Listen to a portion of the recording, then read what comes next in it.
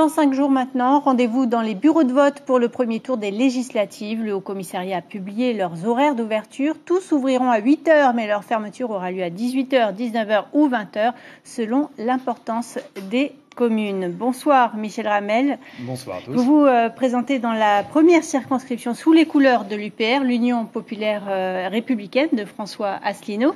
Tout à fait. On vous découvre en politique. En revanche, vous vous êtes déjà fait remarquer sur la scène publique. Vous étiez le porte-parole du Centre islamique de Tahiti. C'était il y a 3 ans. Difficile de ne pas revenir sur cet épisode qui a marqué notre société, ces manifestations contre l'imam Hicham El Barkani.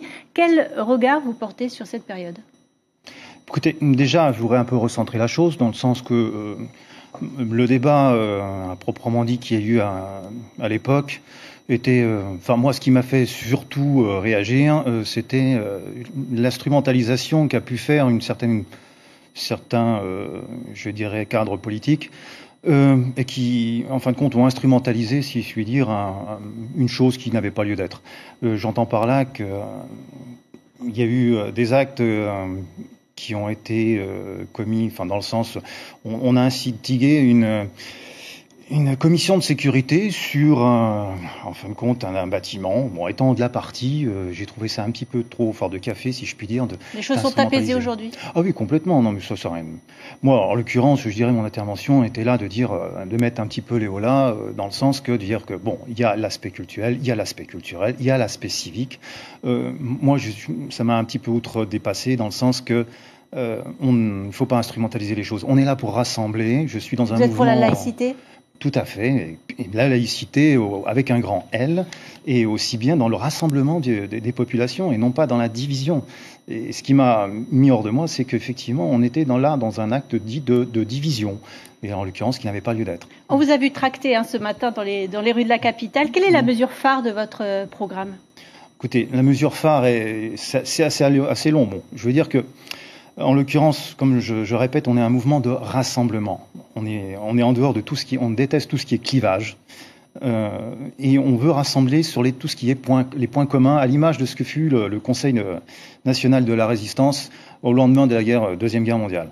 C'est-à-dire qu'en gros, on met tous nos points en commun et on laisse en gros tous nos points de clivage de côté afin de se rassembler dans un but commun. Et ce but commun, en fin de compte, c'est de recouvrer notre liberté, notre démocratie et notre pleine souveraineté au niveau national.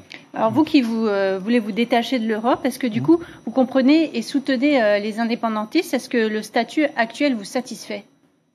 Écoutez, en l'occurrence, je pense que déjà d'emblée, être indépendantiste c'est une chose, c'est une foi.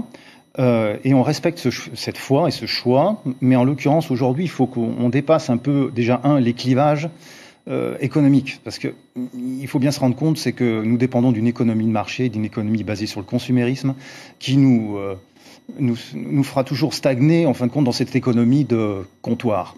Donc en l'occurrence, si on veut se défaire de ça, il faut avoir une volonté politique déjà d'acquérir une certaine autosuffisance alimentaire. De pouvoir développer des circuits courts dans la distribution et dans la production. Je parle en termes d'autosuffisance. Concrètement, ça pourrait passer par une loi à l'Assemblée nationale ?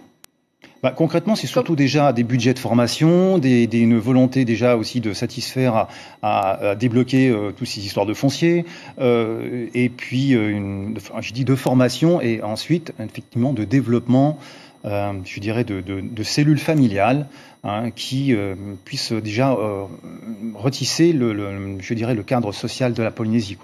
Merci beaucoup Michel Ramel d'avoir accepté notre invitation ce soir.